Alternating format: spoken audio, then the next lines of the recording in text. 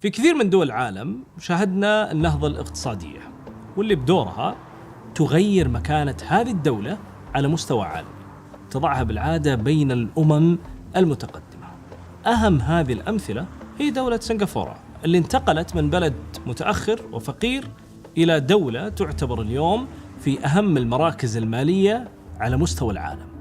اليوم قصة مملكتنا تعتبر هي أعظم قصة في هذا القرن، زي ما قال سمو سيدي ولي العهد، واللي سعت هذه الدولة العظيمة لنموها، وأطلقت أيضا رؤيتها رؤية 2030 بطموح الازدهار وتحقيق أضعاف ما تملك اليوم، واستغلال أيضا جميع الموارد اللي اغترت فيها هذه الأرض. ويعتبر برنامج ندلب هو حجر أساس في رؤية المملكة، اللي يهدف إلى تحويل المملكة لقوة صناعية رائدة ومنصة لوجستية عالمية، وتعظيم القيمة المتحققة من قطاعي التعدين وأيضا الطاقة، وكذلك التركيز على المحتوى المحلي، وأيضا الثورة الصناعية الرابعة، وخلق بيئة استثمارية، وتحقيق التنمية وتنويع الاقتصاد أيضا. أحد عناوين هذه القصة نتكامل لصناعة المستقبل، يعني إمدادات الطاقة لتشغيل المصانع والمواد الخام المستخرجة من معادن باطن الأرض، لتساهم في صناعات نوعية وتصدير أيضا هذه الصناعات لكل دول العالم، من خلال هذا المشهد المبسط اللي يشرح كيفية تكامل الطاقة والتعدين والصناعة، وأيضا الخدمات اللوجستية، وأيضا التركيز على المحتوى المحلي والثورة الصناعية الرابعة.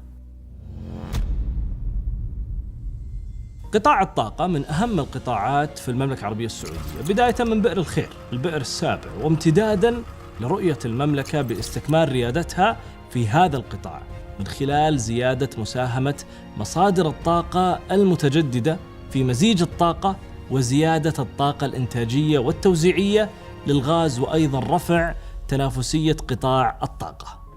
من أبرز ما تحقق في قطاع الطاقة في 2023 هو بدء حقن الغاز الطبيعي في مشروع تخزين الغاز المعالج في مكمن الحوية عنيزة، بسعة تخزينية تصل إلى 2 مليار قدم مكعب قياسية من الغاز الطبيعي، كأول مشروع لتخزين الغاز الطبيعي في المملكة العربية السعودية، واكتمال التشغيل النهائي لمشروعات محطات جدة ورابغ، وكذلك ستير للطاقة الشمسية بسعة إجمالية تبلغ 2.1 جيجا وات. هذه نبذة بسيطة عن شيء من اللي حققناه خلال العام الماضي، وعشان نكمل قصة التكامل واستغلال الموارد الطبيعية اللي حبى الله فيها هذه الأرض، اليوم وصلنا إلى اكتشافات معدنية جديدة واللي فاجأت العالم فيها. اليوم تتجاوز قيمة الثروات المعدنية 9 تريليون ريال. من خلال الأعوام الماضية بذلت الجهود لتعظيم قيمة القطاع ومساهمته أيضا في الاقتصاد عن طريق العديد من المبادرات الاستكشافية المتعددة، وأيضا لوائح وأنظمة تمهد الطريق لاحتضان كل هذه الاستثمارات اللي تسهم في نهضة القطاع التعديني وأيضا في الصناعات التعدينية. اليوم احنا وقعنا مع ندلب على استثمار 50 مليار ريال سعودي في مجال التعدين، واعتقد انه احنا نسير في هذا الاتجاه، واعتقد انه حنتجاوز هذه الاتفاقيه اللي تم توقيعها مع ندلب في الاستثمار في مجال التعدين في المملكه العربيه السعوديه، ما نتج عن اكتشافات امكانات كبيره من المعادن اللي راح تسهم في ازدهار قطاع التعدين وتوليد مزيد من الوظائف، وايضا تمكين القطاع الخاص من الفرص المتوفره في هذا المجال.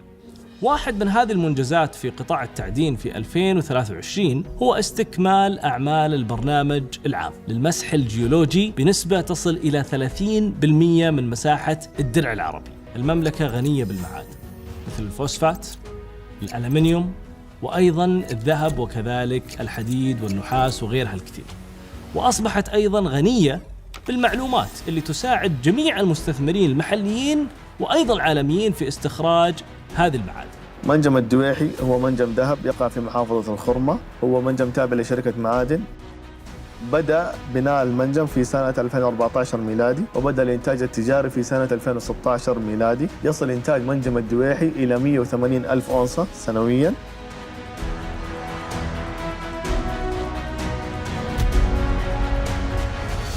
بعد عمليات الاستكشاف والاستخراج للمعادن الخام والنادرة اللي تمد قطاع الصناعة مثل صناعة السيارات الكهربائية، وأيضا منتجات التكنولوجيا المتقدمة، وأيضا العديد من الصناعات التقليدية والنوعية بهدف تحويل المملكة لقوة صناعية رائدة على مستوى العالم.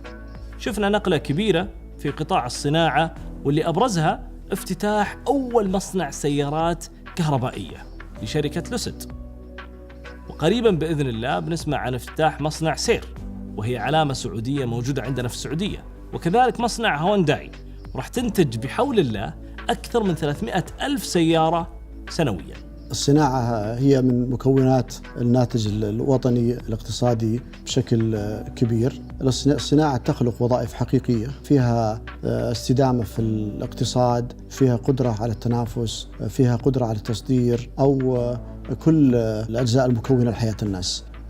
عشان ندعم قطاع الصناعة بشكل أكبر، أطلقت المملكة 5 مناطق اقتصادية خاصة تساهم في تنويع الاقتصاد المحلي. وفي نقطة مهمة، تدري أنه ارتفع عدد المنشآت الصناعية لأكثر من 11,500 مصنع بنسبة نمو تصل إلى 60%، اللي يتحدث عن نمو قطاع الصناعة واللي يبرز زيادة الإنتاج والتصدير لخارج المملكة. هذا المصنع اللي وراي انطلق في عام 2012 بطاقة استيعابية 4 مليار علبة في السنة، رقم ضخم صح؟ اليوم ينتج سنويا 7 مليار علبة. 7 مليار علبة. 7 مليار علبة، مليار مو مليون. وينتج لعدد من الدول كبير جدا في مختلف أنحاء العالم. يصدر خارج السعودية إلى تقريبا 16 دولة في بعض المنتجات اللي موجودة عندنا هنا. لكن عشان نقدر نصدر صناعاتنا مهم جدا أنه تكون عندنا خدمات لوجستية مميزة، وأيضا موانئ مجهزة تساعد أنك تكون حلقة وصل سلسة وبكفاءة عالية، وأيضا بنية تحتية متطورة بين كل دول العالم. وهذا اللي صار اليوم. كان التحدي في السابق أن اللوجستيك منفصلة عن الصناعة، والسياسات منفصلة عن الطاقة، والطاقة منفصلة عن التخطيط والاقتصاد. جمعهم مع بعض في منصة واحدة أنا أعتقد حجر الزاوية لتنفيذ رؤية وخطة 2030 في الصناعة. خدماتنا اللوجستية كل يوم تتطور أكثر وأكثر، وتنافس في السرعة وأيضا في الكفاءة والجودة، وتنافس كثير من دول العالم.